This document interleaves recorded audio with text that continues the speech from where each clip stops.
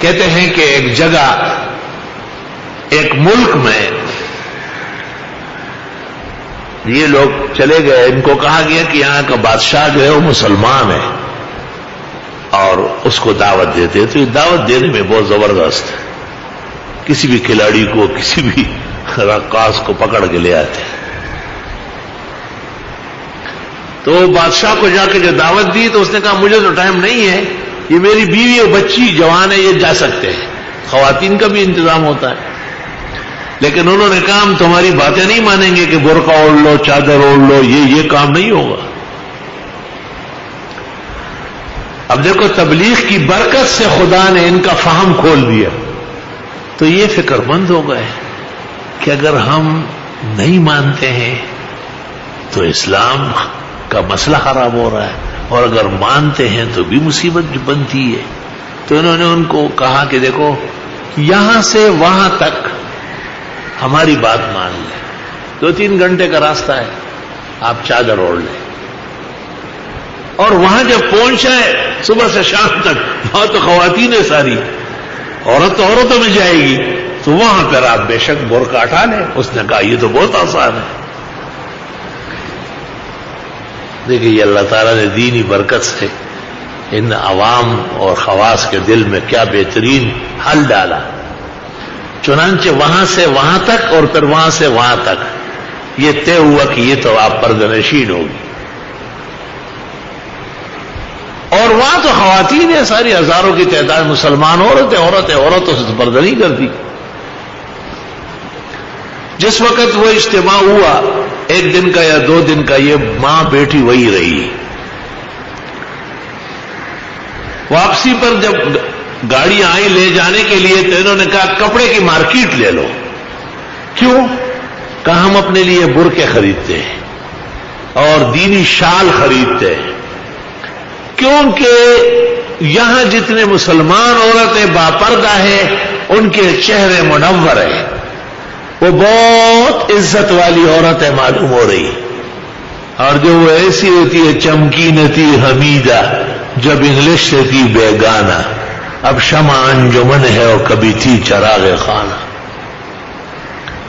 تو جب وہ برقعے 2-3 اپنے لیے بیٹی کے لیے خرید کے آئے تو بادشاہ نے کہا میری تو بڑی مشکل حل ہو گئی، کئی سال سے میں حج پر جانا چاہتا ہوں لیکن یہ لوگ پردہ نہیں کرتے، اور وہاں امیگریشن میں پردہ شامل ہے. تو بس اسی سال بادشاہ وہاں عورت ہو کے اپنی بیوی اور بیٹی کے حج کے لیے روانہ ہو گیا. یہ کام کی برکت ہوتی ہے. کام کی برکت سے اللہ تعالیٰ عوام کو بھی اچھا ذہن دے دیتا ہے. وہ ایک مسلمان اسٹوڈنٹ اور ایک ہندو اسٹوڈنٹ یونیورسٹی کا آپس میں لڑ پڑے. ہندو نے کہا جلانا اچھا ہے مردے کو، جان چھوٹے. مسلمان نے کہا نہیں، دفنانا اچھا ہے. 2 لڑکے اور تلاش کیے گئے، ایک مسلمان ایک ہندو، اور ان سے کہا تم دونوں کی باتیں سنو، فیصلہ کرو. ہندو لڑکے نے جلانے کے لیے دلائل دیے، مسلمان لڑکے نے زمین میں دفنانے کے دلائل دیے. اب وہ 2 جو جج تھے نا، انہوں نے فیصلہ لکھا کہ یہ بالکل آسان فیصلہ ہے. ہندوؤں کا عقیدہ ہے کہ مرنے کے بعد زندگی نہیں ہے، تو ان کی لاش کچرا ہے، تو کچرا تو جلانا اچھا ہے. مسلمان کا عقیدہ ہے کہ اصل زندگی مرنے کے بعد ہے، تو وہ خزانہ ہے، خزانے کو دفنانا ضروری ہے.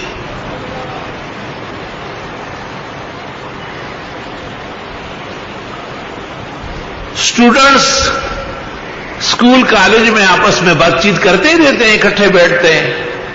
تو ایک نے کہا مسلمانوں کے عجیب مسئلے ہیں. مسلمان لڑکے نے کہا کیا مطلب ہے؟ کہا آپ لوگوں کا مولانا کیا کہتے ہیں آپ کو کہ یہودی لڑکی یا عیسائی لڑکی وہ آپ کی بیوی بن سکتی ہے؟ ٹھیک ہے. اس نے کہا بالکل، بڑے شوق سے بنے گی. کہا آپ کی بیٹی یا بہن میری بن سکتی؟ کہا بالکل نہیں، کبھی بھی نہیں. کہا یہ ظلم نہیں ہے جو آپ کو اپنا عالم سکھا رہا ہے؟ اب دیکھو ایک عام اسٹوڈنٹ نے جواب دے رہا ہے. دیکھیں ہم اپنے پیغمبر کو بھی مانتے ہیں، موسیٰ علیہ السلام و عیسیٰ علیہ السلام کو بھی مانتے ہیں کہ برحق پیغمبر تھے. تو ہمارے لیے تو موسیٰ کو ماننے والی یہودیہ، عیسیٰ علیہ السلام کو ماننے والی عیسائیہ وہ جائز ہو گئی. تم بھی ہمارے محمد صلی اللہ علیہ وسلم پر ایمان لے آؤ، بے شک لے لو ہماری بیٹیوں پہ. یتلو علیہم آیاتی وَيُعَلِّمُهُمُ الْكِتَابَ وَالْحِكْمَةَ وَيُزَكِّيهِمْ إِنَّكَ أَنْتَ الْعَزِيزُ الْحَكِيمُ.